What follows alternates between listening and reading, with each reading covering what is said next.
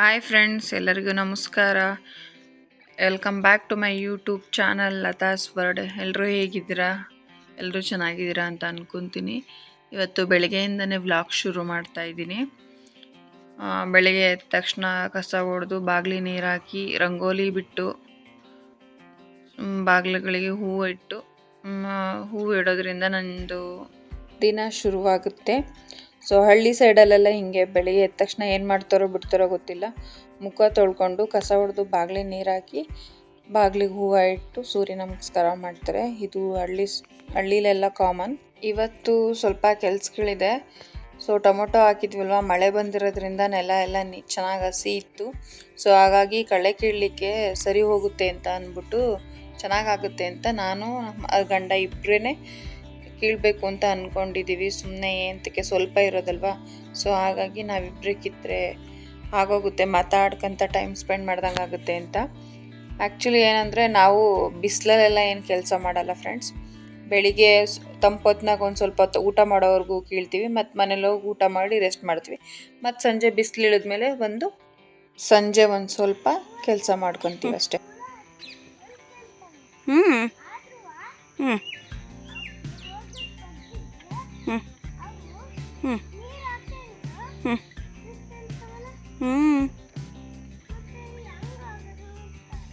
ನನಗೆ ಗೊತ್ತಿಲ್ಲಪ್ಪ.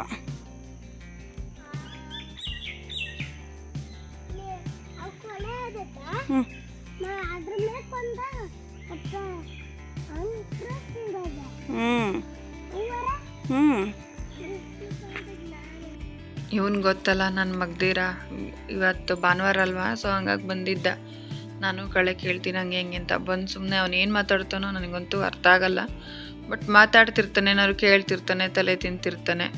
ನನ್ನ ತಮ್ಮ ಚೇಣಿ ಗಿಡಕ್ಕೆ ಹುಳುಗಳೆಲ್ಲ ಅಂಟ್ಲಿ ಅಂತ ಅಂದ್ಬಿಟ್ಟು ಒಂದು ಕೋಲ್ ಸಿಕ್ಸಿ ಗಮ್ ಹಾಕಿ ಅಂಟಿಸಿದ್ದಲ್ವ. ಸೊ ಅದನ್ನು ಕೇಳ್ತಾ ಇದ್ದ, ಏನು ಹೆಂಗೆ ಎತ್ತ ಅಂತ ಅಂದ್ಬಿಟ್ಟು. ನೆಕ್ಸ್ಟ್ ನಂತರ ಕಳೆ ಕೀಳಕ್ಕೆ ಅಂತ ಹೋಗಿದ್ದಲ್ವ, ಸ್ವಲ್ಪ ಬಿಸಿಲಿತ್ತು. ಸೊ ಅದಕ್ಕೆ ಇವರು ತಲೆಗೆ ಟವಲ್ ಕಟ್ಕೋ ಅಂತ ಹೇಳ್ಬಿಟ್ಟು ಈ ರೀತಿ ಟವಲ್ನ ಕಟ್ತಿದ್ರೆ ಬಿಸಿಲು ಎಷ್ಟೋ ಅವಾಯ್ಡ್ ಆಗುತ್ತೆ, ಹಾಗೆ ಹೀಗೆ ಅಂತ ಹೇಳ್ಬಿಟ್ಟು ಸರಿ ಅಂದ್ಬಿಟ್ಟು ಕಟ್ಕೊಂಡೆ. ನೆಕ್ಸ್ಟ್ ಇವಾಗ ಸಂಜೆ ಆಗಿತ್ತು. ಸಂಜೆ ಟೈಮಲ್ಲಿ ನಮ್ಮಮ್ಮ ಊರೊಳಗಡೆಯಿಂದ ಬರ್ತಾರಲ್ವ, ಅಪ್ಪಾಜಿ ಹಸ್ಗಳು ಕಟ್ಟಿ ವೆಯ್ಟ್ ಮಾಡ್ತಿರ್ತಾರೆ ಅಂತ ಅಂದ್ಬಿಟ್ಟು ಅವ್ರಿಗೋಸ್ಕರ ಸಂಜೆ ಕಾಫಿ ಕಾಸ್ಕೊಂಬರ್ತಾರೆ. ಸೊ ನಮ್ಮ ಅಪ್ಪಾಜಿ ಅವರು ಕುಡಿದು ನಮಗೂ ತಗೊಂಬಂದು ಕೊಟ್ಟರು. ನೆಕ್ಸ್ಟು ನನ್ನ ಹಸ್ಬೆಂಡು ಕಳೆ ಕೀಳೋದಾಯ್ತಲ್ವ, ಸೊ ಗೂಟ ಹಾಕ್ತೀನಿ, ಅತ್ಲಾಗ ಬಳ್ಳಿ ಕಟ್ಬಿಡ್ಬೋದು ಅಂತ ಅಂತಿದ್ರು. ಸೊ ಅದು ಮಾಡೋಕ್ಕೆ ಅಂತ ಹೋಗಿ ಫ್ರೆಂಡ್ ಕರೆದ್ರು ಅಂತೇಳಿ ಮಾತಾಡ್ಕೊಂಡು ಟೈಮ್ ವೇಸ್ಟ್ ಮಾಡಿಬಿಟ್ರು. ನೆಕ್ಸ್ಟ್ ಅದಾದಮೇಲೆ ಬಿಸಿಲಿದೆ ಸ್ವಲ್ಪ, ನೋಡೋಣ. ಮಳೆ ಮೋಡ ಆಗಿತ್ತು, ಆದ್ರೂ ಬರೋಂಗಿಲ್ಲ. ಮೋಡ ಆದರೂ ಮಳೆ ಬರಲ್ಲ, ಹಾಗೆ ಹೀಗೆ ಔಷಧಿ ಹೊಡೆದ್ಬಿಡ್ತೀನಿ ಅಂತ ಅಂದ್ಬಿಟ್ಟು ಫಸ್ಟ್ ಔಷಧಿ ಹೊಡೆದ್ರು. ಯಾವ ಔಷಧಿ ಹೊಡೆದ್ರು, ಏನಕ್ಕೆ ಔಷಧಿ ಹೊಡೆದ್ರು ಅಂತ ಹೇಳ್ತೀನಿ. ಆಯ್ತಾ ರೀ ಔಷಧಿ ಹೊಡೆದಿದ್ದು? ಇಲ್ಲ, ಇನ್ನೂ ಅರ್ಧ ಆಯ್ತವೆ. ಇದೇನು ಔಷಧಿ ಹಾಕಿರೋದು? ಬೆನಿವಿಯಾ. ಬೆನಿವಿಯಾ ಅಂದ್ರೆ ಇದು ಅಂತರ್ವ್ಯಾಪಿ ಕೀಟನಾಶಕ ಅಂತ ಹೆಸ್ರಾ? ಹಾಂ. 20 ಗಂಟೆ ಥರದ ಹುಳ ಕಂಟ್ರೋಲ್ ಮಾಡುತ್ತೆ ಈ ಬೆನಿವಿಯಾ ಒಂದು ಔಷಧಿಗೆ. ಹುಳಿನ ಔಷಧಿ ಹಂಗಾರೆ? ಹುಳಿನ ಔಷಧಿನಾ? ಹಾಂ. ಹೀಗೆ ಮೈಟ್ಸು, ಕಾಯಿ ಕೊರಕ, ಹಾಂ, ಕ್ಯಾಟ್ರಪಿಲ್ಲರ್ ಅಂತ ಹುಳ, ಜೇಡ, ಆಮೇಲೆ ಊಜಿ ಎಲ್ಲದು ಹೋಗುತ್ತೆ. ಹೌದಾ? ಈಗ ಮತ್ತೆ ಎಷ್ಟು ಮಿಕ್ಸ್ ಮಾಡ್ಕೊಂಡ್ಯಾ ಕ್ಯಾನಿಗೆ? 20 ಲೀಟ್ರ್ ಕ್ಯಾನು 40 ml ಹಾಕಿ. ಅಷ್ಟೇ? ಅಷ್ಟು ಸಾಕಾ? 30 ml 16 ಲೀಟ್ರ್ ಕ್ಯಾನಿಗೆ 30 ml. 20 litre can. ಅದಕ್ಕೆ ಒಂದು 10 ml ಜಾಸ್ತಿನಾ? ಬರೀ ಟಮಾಟಿಗೆ ಅಷ್ಟೇ ಹೊಡಿಯೋದಾ ಏನು? ಎಲ್ಲ ಬೆಳೆಗೆ ಹೊಡಿಬೋದು, ತರಕಾರಿ ಯಾವುದೇ? ಈಗ ಒಂದು ಸ್ಪ್ರೇ ಕೊಡಬೇಕು. ಇದು ಹೊಡೆದು 7 ದಿನದಿಂದ 10 ದಿನದೊಳಗೆ ಇನ್ನೊಂದು ಸ್ಪ್ರೇ ಕೊಡಬೇಕು. ಅದೇ ತನಕ ನಡುವೆ ಮತ್ತೆ ಹೊಡಿಯೋಂಗಿಲ್ವಾ? ನಡುವೆ ಯಾವ ಔಷಧಿನೂ ಹೊಡಿಯೋಂಗಿಲ್ಲ. ಯಾವ ಔಷಧಿನೂ ಹೊಡಿಯೋಂಗಿಲ್ಲ ಇದೊಂದು ಹೊಡೆದ್ಮೇಲೆ? ಏನಕ್ಕೆ ಅಂತ? ಕಾಸ್ಟ್ಲಿ ಔಷಧಿ, ಹೆವಿ ಪವರ್ ಆಗಿರುತ್ತೆ ಇದು. ಗಿಡನೂ ಚೆನ್ನಾಗಾಗುತ್ತಾ? ಗಿಡ ಆರೋಗ್ಯವಾಗಿ ಫಸ್ಟು ಜಾಸ್ತಿ ಬರುತ್ತೆ. ಕುಡೆ ಜಾಸ್ತಿ ಹೊಡೆದು ಫಸ್ಟು ಜಾಸ್ತಿ ಬರುತ್ತೆ ಔಷಧಿಗೆ. ಹುಳ ಎಲ್ಲ ಕಂಟ್ರೋಲ್ ಆಗಿ. ನುಸಿಪೀಡೆ. ನುಸಿಪೀಡೆ ಇಂಪಾರ್ಟೆಂಟ್. ನುಸಿಪೀಡೆ ಅಂದರೆ ಗಿಡ ಕುಲ್ತು ಬಿಡೋದನ್ನೆಲ್ಲ ಕಂಟ್ರೋಲ್ ಮಾಡಿ ಗಿಡ ಹೆಲ್ತ್ ಮಾಡುತ್ತೆ. ದುಸಿಪಿಡೆ ಅಂದರೆ ರೋಗನದು? ಟ್ರಿಪ್ಸು ಮೈಟ್ಸು ಅಂತ. ಇನ್ನೆಷ್ಟಾಯ್ತು ಹೊಡಿಯೋದು? ಸರಿ, ಹೊಡ್ಕೊಂಡು ಬಾ ಬೇಗ.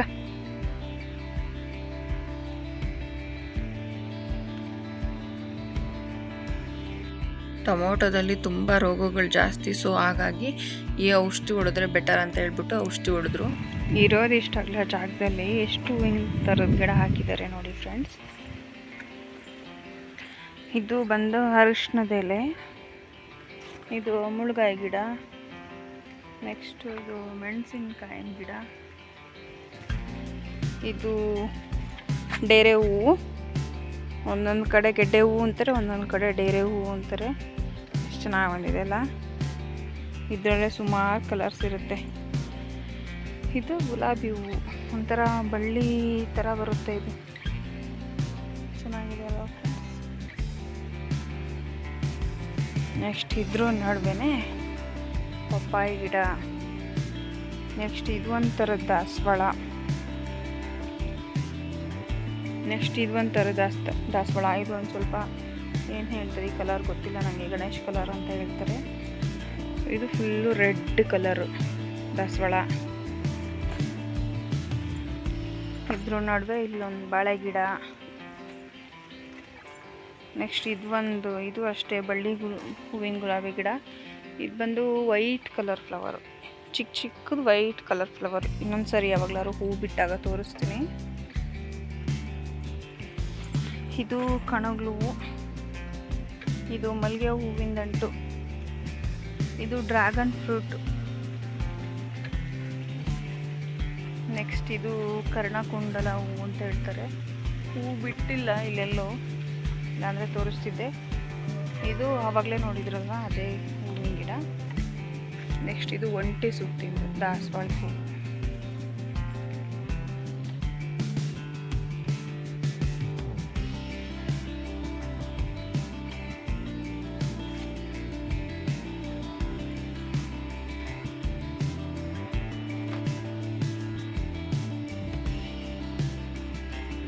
ಎಷ್ಟೊಂದು ವೆರೈಟಿ ಗಿಡಗಳು ಹಾಕೊಂಡಿದ್ದಾರೆ ನಮ್ಮ ಅಪ್ಪಾಜಿ ನಮ್ಮ ಅಪ್ಪಾಜಿ ಕೈಗೆ ಫ್ರೆಂಡ್ಸ್. ಗಿಡಗಳು ತುಂಬ ಚೆನ್ನಾಗಿ ಹತ್ತುತ್ತವೆ. ಸುಮ್ಮನೆ ಜಸ್ಟ್ ಕಟ್ ಮಾಡ್ಕೊಂಬಂದು ಹಿಂಗೆ ಭೂಮಿಲಿ ಮಣ್ಣೊಳಗಡೆ ಇಟ್ಟರೆ ಸಾಕು, ಹಾಗೆ ಹತ್ಕೊಳ್ಳುತ್ತೆ ಚೆನ್ನಾಗಿ. ನೆಕ್ಸ್ಟು ಮತ್ತೆ ನಮ್ಮಮ್ಮ ಮನೆ ಪೂರ್ತಕ್ಕಾಗುತ್ತೆ ಅಂದ್ಬಿಟ್ಟು ಮತ್ತೆ ಈರುಳ್ಳಿ ಬುಡ್ಡು ಶೆಡ್ಡಿನ ಮುಂದೆನೇ ಹಾಕಿದ್ರು. ಲಾಸ್ಟ್ ವಾಗ್ಲಾಗಲ್ಲಿ ಶೆಡ್ಡಿನ ಹಿಂದೆ ಹಾಕಿರೋದನ್ನು ತೋರಿಸಿದ್ದೆ, ತರಕಾರಿ ಗಿಡ ಸೊಪ್ಪಿನ ಗಿಡನೆಲ್ಲ. ಇದು ಶೆಡ್ಡಿನ ಮುಂದೆ ಹಾಕ್ಕೊಂಡಿದ್ರು.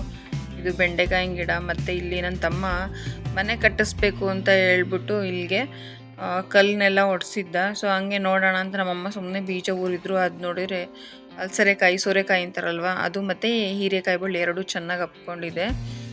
ಮೆಕ್ಕೆಜೋಳ ಇದೆಯಲ್ವಾ, ಸೊ ಅದರಲ್ಲೇ ನಾನು ಮೊನ್ನೆ ಬೇಬಿ ಕಾರ್ನ ಕಿತ್ಕೊಂಡು ಹೋಗಿದ್ದು. ಇದು ನಮ್ಮ ಅಪ್ಪಾಜಿ ಅವ್ರದ್ದು ಶೆಡ್ಡು. ಹಸುಗಳು ಕಟ್ಟಲಿಕ್ಕೆ ಅಂತಲೇ ಇಲ್ಲಿ ತೋಟದಲ್ಲಿ ಜಾಗ ಮಾಡ್ಕೊಂಡು ಇಲ್ಲೇ ಇದು ಮಾಡ್ತಾರೆ. ಇವತ್ತು ಡ್ಯೂಟಿ ಚೇಂಜ್ ಮಾಡ್ಕೊಂಡಿದ್ದೀವಿ ನಾನು ನಮ್ಮಮ್ಮ. ಏನಿಲ್ಲ ಫ್ರೆಂಡ್ಸ್, ನಮ್ಮಮ್ಮಂಗೆ ಇವತ್ತು ಹುಷಾರಿಲ್ಲ, ಸ್ವಲ್ಪ ಜ್ವರ ಮತ್ತು ಶೀತ ಆಗಿತ್ತು. ಸೊ ಅದಕ್ಕೆ ಕರ ಬಿಟ್ಕೊಳ್ಳೋಕ್ಕೆ ಅಂತ ಅಂದ್ಬಿಟ್ಟು, ಅಂದರೆ ಹಾಲು ಕರೀಲಿಕ್ಕೆ ಅಪ್ಪಾಜಿ ಜೊತೆ ನಾನು ಬಂದಿದ್ದೆ. ಕರ ಬಿಟ್ಕೊಳ್ಳೋಕ್ಕೂ ಮುಂಚೆ ಸ್ವಲ್ಪ ಹೊಗೆ ಹಾಕ್ಕೊಂಡ್ರೆ, ಸಂಜೆ ಟೈಮ್ ಬೇರೆ ಆಗಿತ್ತಲ್ವ, ಸೊ ಅದಕ್ಕೆ ಹೊಗೆ ಹಾಕ್ಕೊಂಡ್ರೆ ನೊಣ ಸೊಳ್ಳೆ ಎಲ್ಲ ಬರಲ್ಲ ಅಂತ ಅಂದ್ಬಿಟ್ಟು ಮುಂಚೆನೇ ಹೊಗೆ ಹಾಕ್ಬಿಡ್ತೀನಿ. 4 ಹಸುಗಳು ಇದ್ದಾವೆ. ಸೊ ಅದರಲ್ಲಿ 3 ಹಸುಗಳು ಹಾಲು ಕೊಡುತ್ತೆ. ಈ ಕಡೆಯಿಂದ ಒಂದ್ಸರಿ, ಆ ಕಡೆ ಸೈಡ್ ಒಂದ್ಸರಿ, ಅಂದರೆ ಈ ಸ್ಟಾರ್ಟಿಂಗಲ್ಲಿ ಒಂದ್ಸರಿ ಲಾಸ್ಟಿಗೆ ಒಂದ್ಸರಿ ಈ ರೀತಿ ಹೊಗೆ ಹಾಕ್ಕೊಂಡ್ಬಿಟ್ರೆ ನೀಟಾಗಿ ಹೊಗೆ ಆಡುತ್ತೆ. ಸಣ್ಣದಾಗೆ ಹೊಗೆ ಹಾಕಬೇಕು, ಜಾಸ್ತಿ ಹೊಗೆ ಹಾಕಿದರೆ ಹಸುಗಳು ನಿಂತ್ಕೊಳ್ಳೋದಿಲ್ಲ, ಶೆಡ್ ಒಳಗಡೆ ಓಡಾಡ್ಬಿಡ್ತವೆ. ಈಗ ನಮಗೆ ಆಗಲಿ ಹೊಗೆ ಜಾಸ್ತಿ ಆದರೆ ಹಿಂಗೆ ಉಸಿರುಗಟ್ಟಿ ಕೆಮ್ಮು ಬರುತ್ತೋ, ಸೊ ಪಾಪ ಅವಕ್ಕೂ ಅದೇ ಥರ ಆಗ್ತಿರುತ್ತೆ.